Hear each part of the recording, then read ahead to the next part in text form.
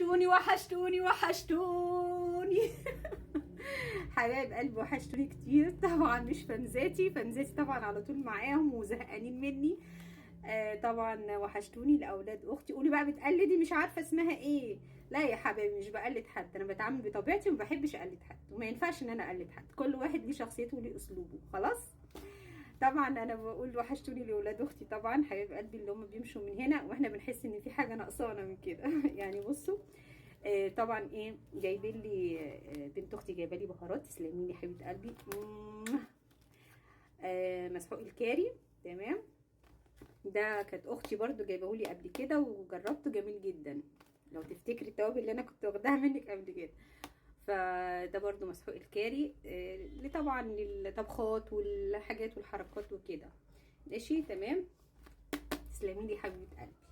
اوكي.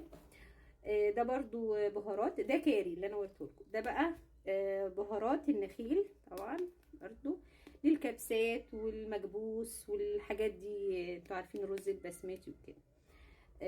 برضو ايه مش عارفه ايه القطري. المكبوس القطري. المكبوس اللي هو الرز، يعني طريقه الرز وكده.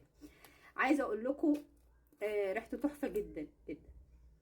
تسلمي لي حبيبه قلبي. تحفه تحفه طبعا. ده على طول استعملته طبعا ايه وريحته تحفه. مش قادره اقول لكم.